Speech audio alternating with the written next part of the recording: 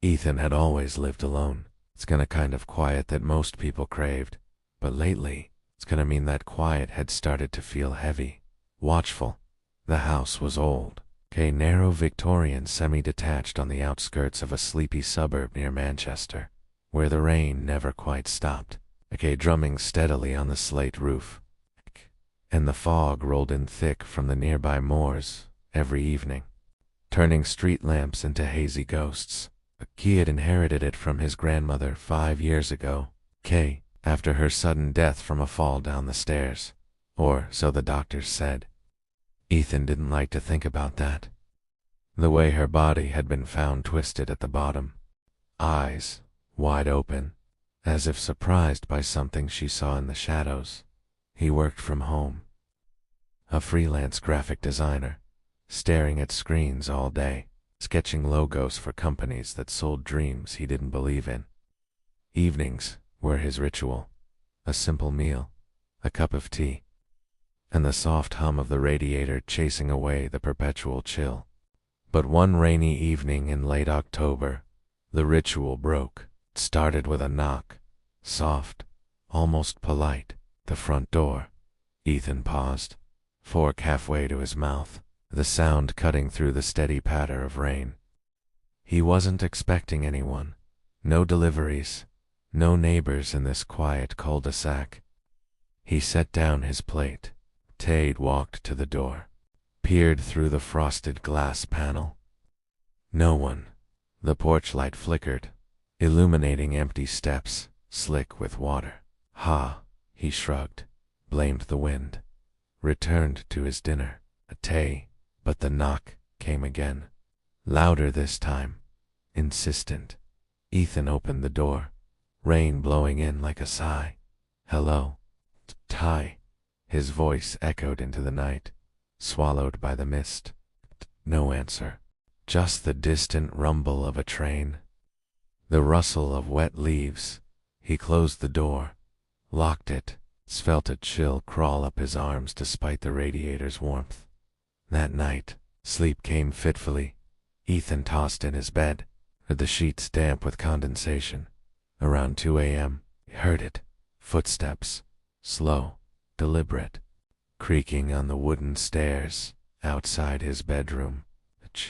His heart thudded, eyes snapping open. The house was locked. He sat up, listened. Creak, creak, creak. Pause, creak. It stopped at his door. Ethan held his breath, waiting, but nothing. No knock, no handle turning. Just silence, thick and waiting. In the morning, he convinced himself it was the house settling. Old timbers shifting in the damp. But as he made tea, he noticed something odd. The kitchen chair, the one by the bay window, pulled out slightly, as if someone had sat there, watching him sleep from afar. Faint handprints smudged the condensation on the glass. Small, like a woman's, or a child's.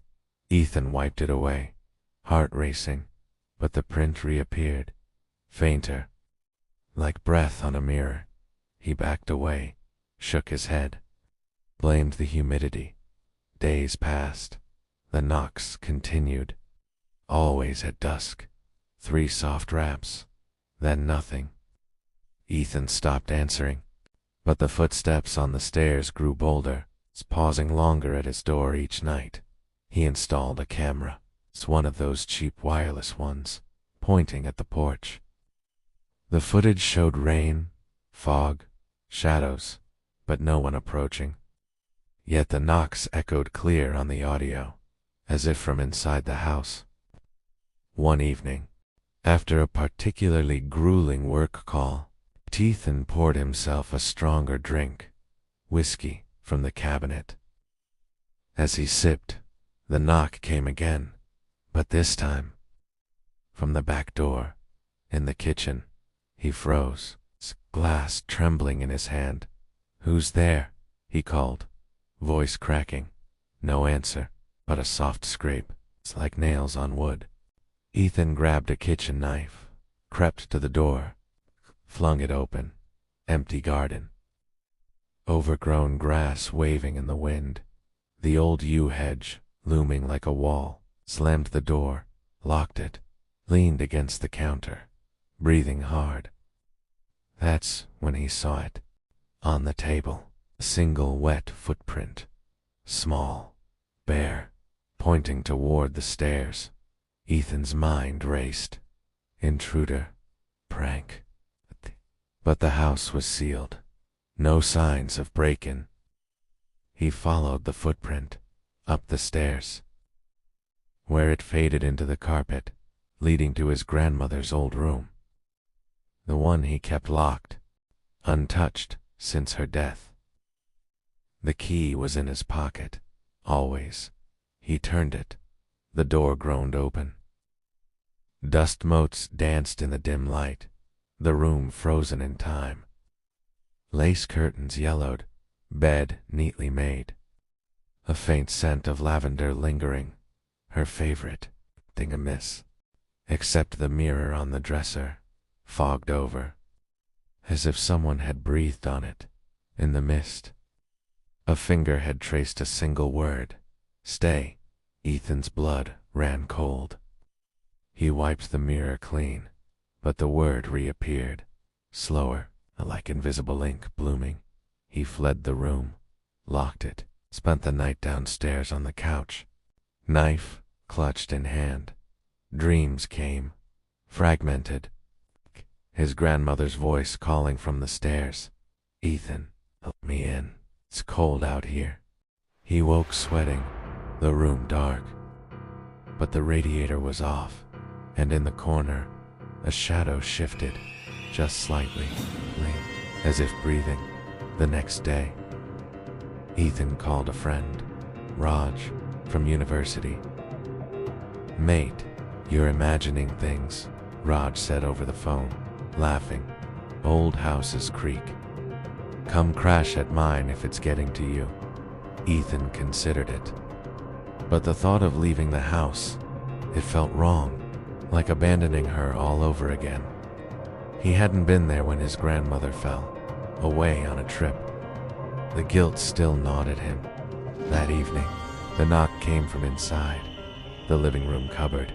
Ethan stared, his heart pounding. He opened it slowly, the coats swaying. Nothing. But on the floor, a small object, his grandmother's locket, the one she was buried with. He picked it up, his chain cold, opened it, her photo inside, smiling, tea, but the eyes, they seemed to follow him, pleading.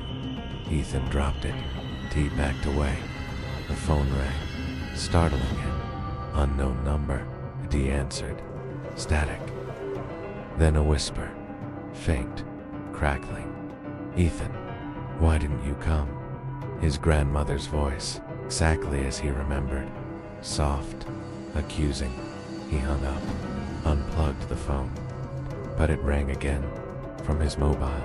Same voice, let me in. I'm home now. Ethan smashed the phone, screen shattering, but the whisper echoed in his head, looping. He barricaded the doors, windows, sat in the center of the room, knife in hand, teen, waiting for dawn.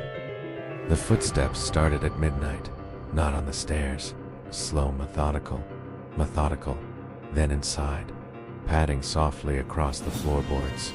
Approaching, Ethan yelled, "Who are you?" The room fell silent, then a soft laugh, feminine, close. "You know who I am, Ethan, the one you left behind."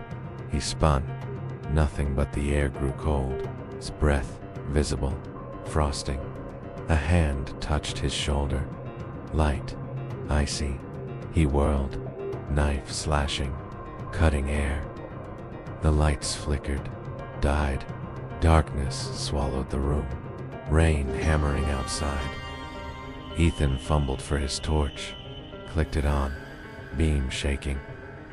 In the corner, a figure, small, hunched, in his grandmother's shawl, back turned. "Grandma," he whispered, voice breaking. The figure turned slowly, face in shadow, then stepped into the light. Not his grandmother, a woman, young, eyes hollow, skin pale as moonlight, lips curved in a tragic smile. You invited me. When you forgot her, Ethan staggered back.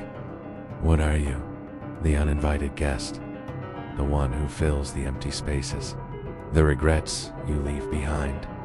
Her voice was a whisper, multiple layers, echoing his grandmother's, his mother's. She advanced, footsteps silent now, hand outstretched. Stay with me, Ethan. It's lonely here. He ran for the stairs, knife dropping, feet pounding. But the stairs twisted, longer than before. Steps multiplying. Her voice followed, closer. You can't leave. The house remembers. Ethan reached the top, burst into his room, slammed the door, pushed the wardrobe against it. Thump, thump. Gentle knocks from the other side. Let me in, Ethan. We're family now. He curled in the corner, rocking, spring denials. Hours passed, or minutes, time blurring. Dawn broke, gray light filtering through the curtains.